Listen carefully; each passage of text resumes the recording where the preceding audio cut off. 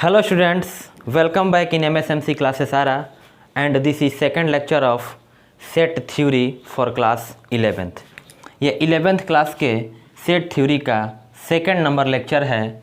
इसमें हम लोग बात करेंगे सेट के टाइप और सेट को कितने रूपों में व्यक्त किया जा सकता है, कितने फॉर्म्स में एक्सप्रेस किया जा सकता है सेट को, इस बारे में हम लोग चर्चा करेंगे।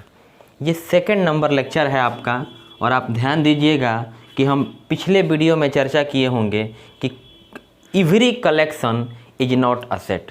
जो कलेक्शन होगा वो ज़रूरी नहीं होगा कि सेट होगा। जैसे कलेक्शन कैसा कलेक्शन है कि स्पेशल टाइप का कलेक्शन जो होगा वो सेट होगा। जैसे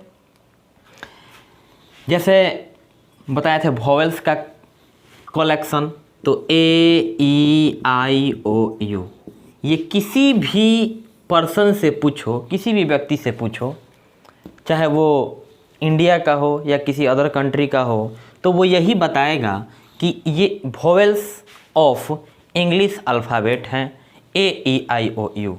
कोई ऐसा व्यक्ति नहीं मिलेगा जो वाई डालेगा।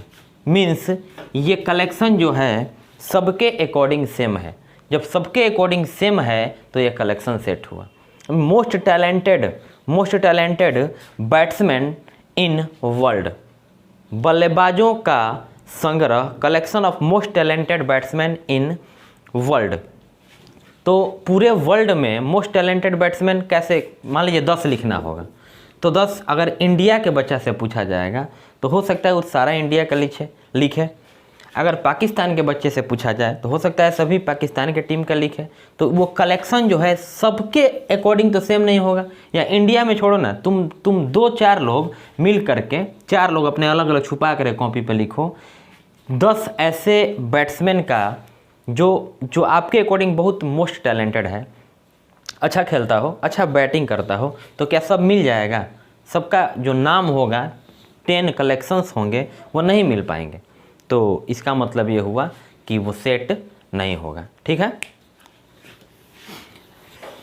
अब हम लोग आगे चलेंगे। समुच्चय, इससे पहले थोड़ा आपको बता दें कि ये जो साइन देख रहे हो आप, जैसे रेशियो आप लिखते हैं एक्स रेशियो वाई, उसी तरह से ये साइन जो देख रहे हो इसको हम लोग कोलन का साइन बोलेंगे सेट में। कोलन, COLON, कोलन का ये साइन है। इसका जब यूज का हम बात करेंगे, यूज का, तो तर्क स्थापित करने के लिए जहाँ लॉजिक लगाना होगा वहाँ पर हम कोलन के चिन्ह का प्रयोग करेंगे। ठीक है, आगे इस चैप्टर में हम बताएंगे कि एक मैथमेटिशियन थे और उनको लॉजिशियन भी बोलते हैं। वो इंग्लैंड के रहने वाले थे, नाम था जॉन वेन। तो जॉन वेन ने एक डायग्राम का डिस्कवरी किया जिसको आगे चल के हम लोग वेन डायग्राम बोलते हैं। पूरा नाम था उनका जॉन वेन। तो वेन डायग्राम जो है जॉन वेन ने डिस्कवरी किया था, और पेशे से जॉन वेन लॉजिशियन थे। ठीक है, तो इंग्लैंड के रहने वाले थे। तो ये लॉजिक जहाँ दिखाना होगा, जहाँ तर्क दिखाना होगा, वहाँ पर हम लोग कोलन के चिन्ह का प्रयोग करेंगे। तो इसको लिख लीजिए, छोटा पॉइंट है। आगे बढ़ते हैं हम लोग।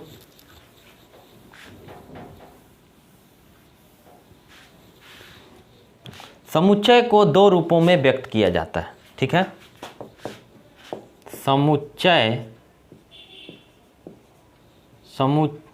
को 2 रूपों में व्यक्त किया जा सकता है। इंग्लिश मीडियम वाले लिखेंगे सेट्स कैन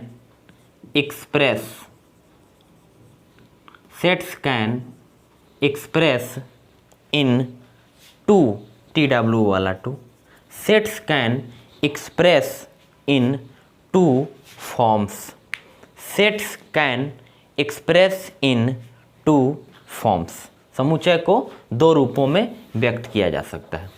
पहला रूप है रोस्टर रूप।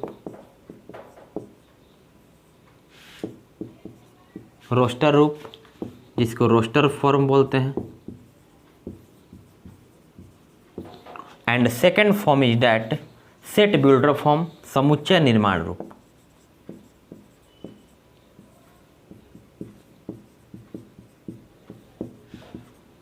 समुच्चय निर्माण रूप जिसको इंग्लिश में सेट बिल्डर फॉर्म बोलते हैं।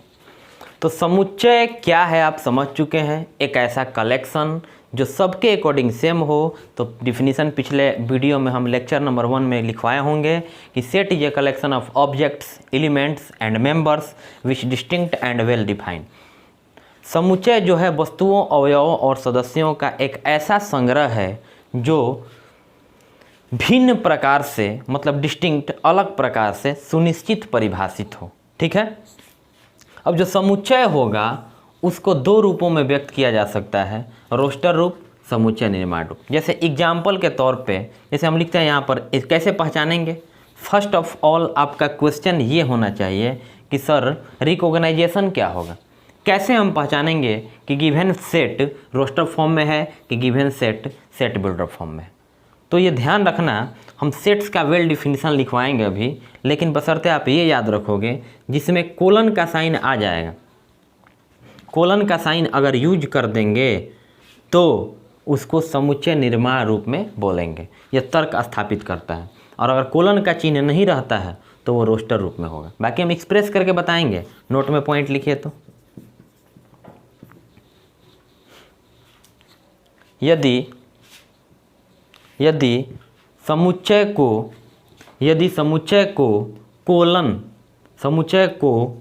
कोलन ऐसे ब्रैकेट में डाल लीजिए। यदि समुच्चय को कोलन के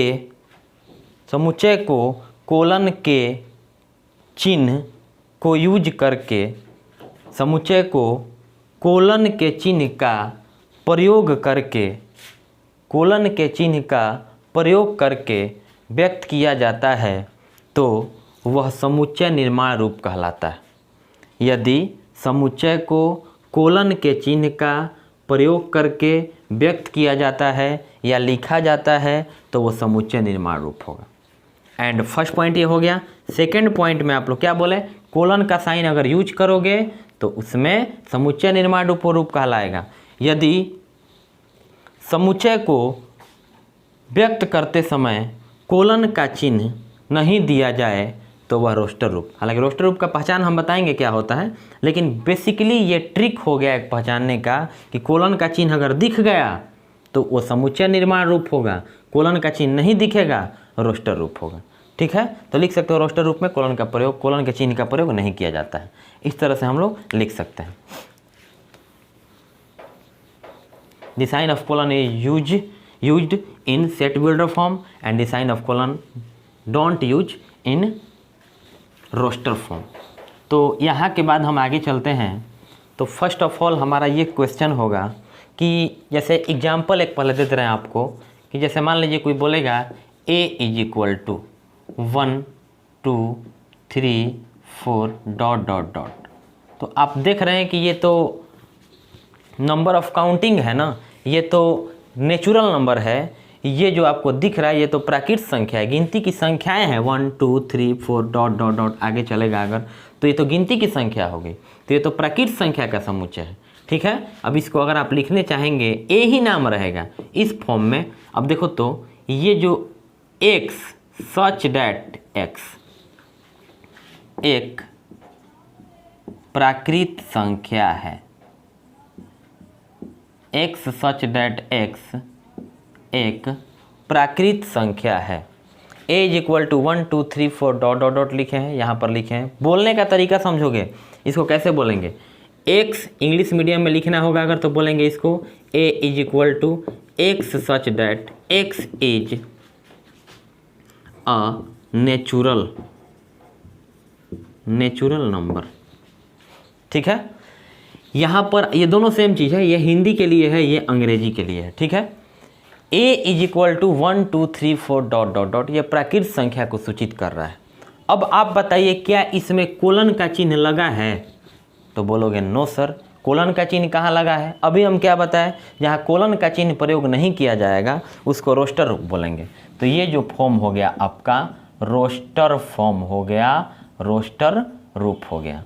and this is known as set builder form, इसको हम लोग समुच्चय निर्माण रूप बोलेंगे। सेट बिल्डर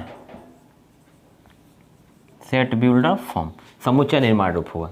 तो पहचानने का आपको तरीका बता दिया गया, इसको पढ़ने का इसका समझोगे। बहुत लोगों को इसको पढ़ने नहीं आता है, बोलते हैं एक्स ऑर्डर एक्स एक प्राकृत संख्या। नहीं, कोलन के चिन्ह को क्या बोलेंगे पढ़ते समय? Such that.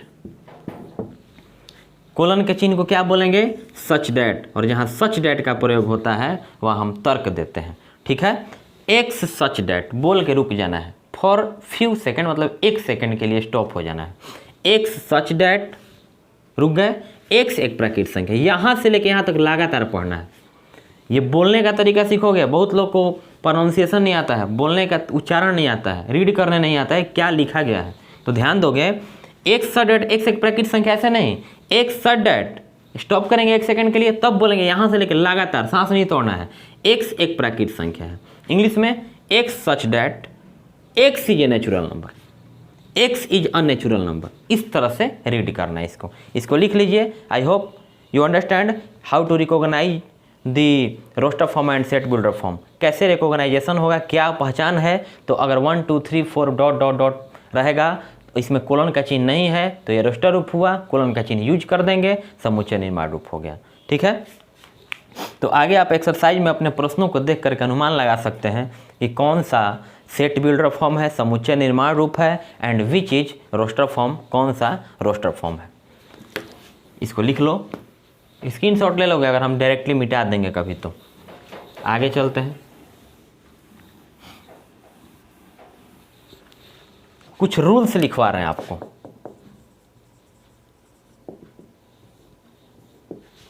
ठीक है, इसको हम लोग बोल सकते हैं well definition of set, well definition of set. समुच्चय का सुनिश्चित परिभाषा क्या होता है। एक तो लैंग्वेज में आपको बता दिए कि समुच्चय वस्तुओं, अवयव और सदस्यों का एक ऐसा संग्रह होता है जो भिन्न प्रकार से सुनिश्चित परिभाषित होता है। जुबान पे डेफिनेशन, परिभाषा याद होना चाहिए। Set is a collection of objects, elements and members which distinct and well defined. तो रूल्स क्या है। फर्स्ट रूल लिखोगे कि हिंदी मीडियम के लिए पहला हिंदी वेल डिफिनीशन, समुच्चय का सुनिश्चित परिभाषा, वेल डिफिनीशन ऑफ सेट। पहला पॉइंट में लिखोगे समुच्चय, अब आप लोग लिखिए फर्स्ट पॉइंट में, हम लिखेंगे नहीं अब। समुच्चय के अवयवों को मझले कोष्ठ के भीतर लिखा जाता है। समुच्चय के अवयवों को मझले कोष्ठ के भीतर लिखा जाता है। फर्स्ट पॉइंट हो गया।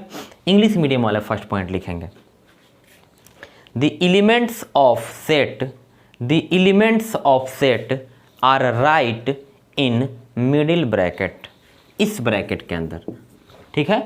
सेकंड पॉइंट हिंदी में लिखेंगे समुच्चयों को अंग्रेजी वर्णमाला के, समुच्चयों को अंग्रेजी वर्णमाला मतलब ABCD A to Z, समुच्चयों को अंग्रेजी वर्णमाला के बड़े अक्षर द्वारा सूचित किया जाता है।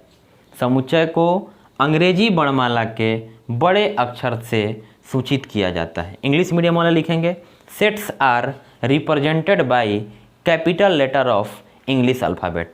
Sets are represented by capital letter of English alphabet, means ABCD capital में इस टाइप से एक्सेट्रा। ठीक है। तीसरा पॉइंट हिंदी मीडियम वाले लिखेंगे पहले, देखो ये फुल स्टॉप है, मतलब फुल स्टॉप को इसको बोलते हैं पूर्ण विराम। पूर्ण विराम, और इसको बोलते हैं ये कोमा, जिसको हम लोग सेमी कोमा बोलते हैं।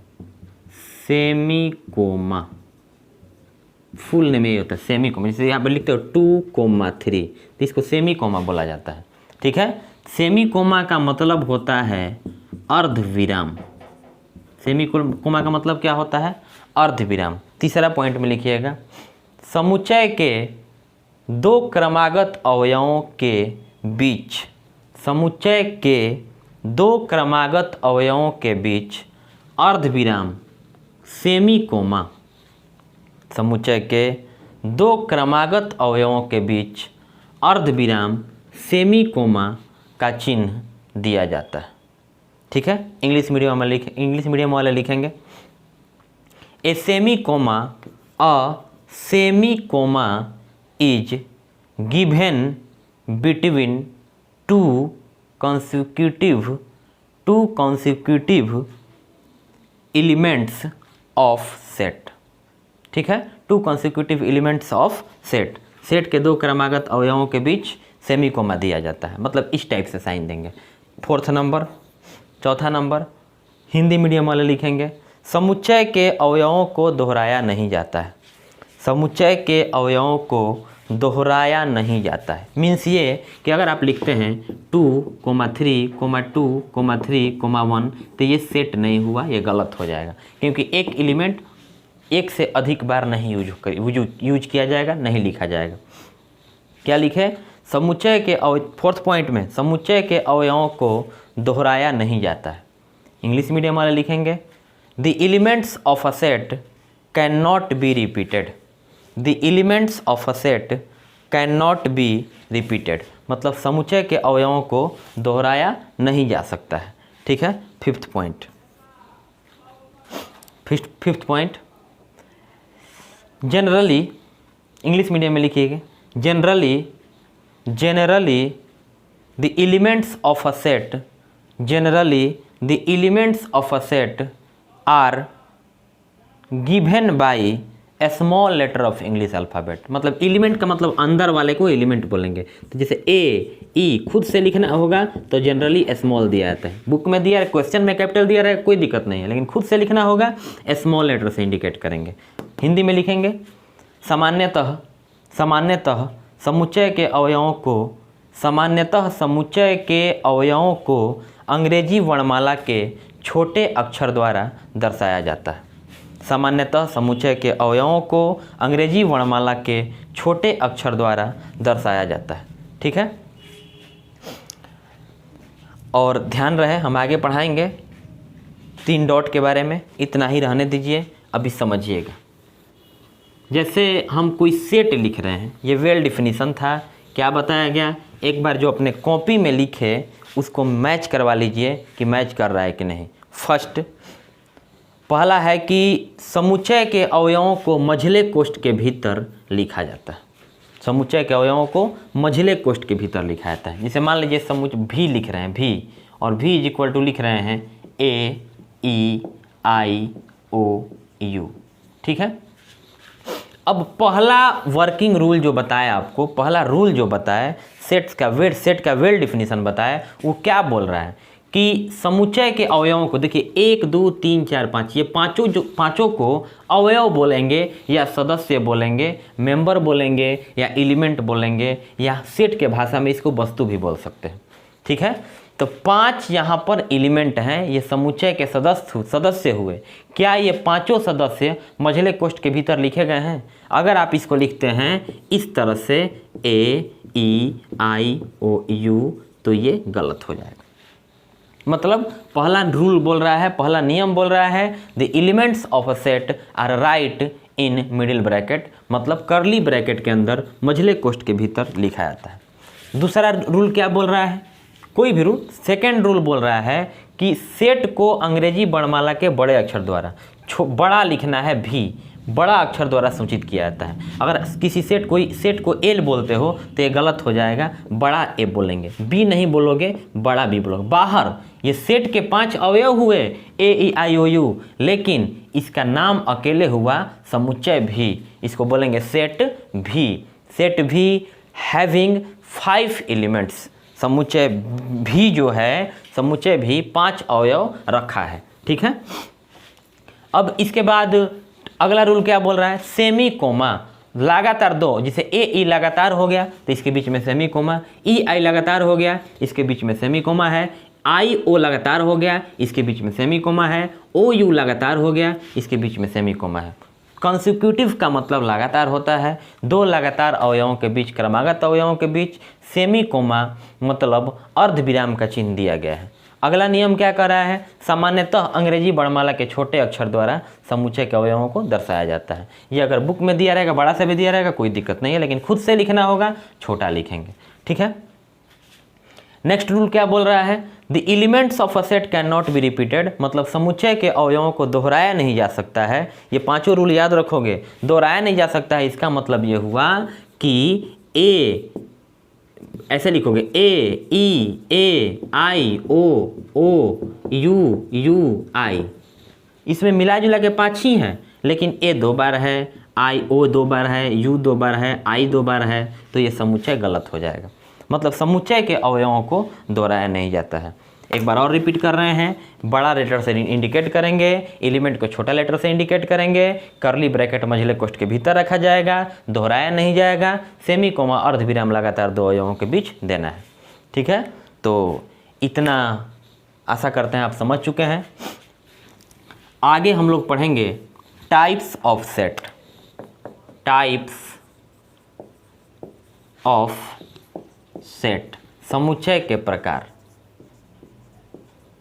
समुच्चय के प्रकार।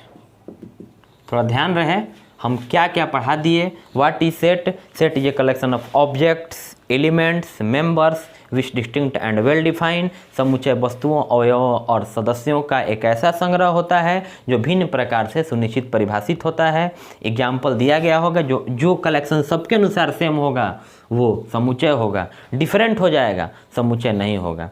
तो लिखवाए होंगे every collection is a set, every collection is not a set but every set is a collection. प्रत्येक संग्रह समुच्चय नहीं होता है, लेकिन प्रत्येक समुच्चय संग्रह होता है। इसके बाद आप लोग कुछ क्वेश्चंस किए थे। नेक्स्ट इसके फिर आगे आपको बताया अभी हम कि समुच्चय को 2 रूपों में व्यक्त किया जा सकता है, समुच्चय निर्माण रूप, रोस्टर रूप, set builder form, roster form. अब समुच्चय निर्माण रूप क्या होता है, तो समुच्चय निर्माण रूप में कोलन का साइन तर्क दर्शाया जाता है और कोलन का साइन नहीं देंगे रोस्टर फॉर्म में।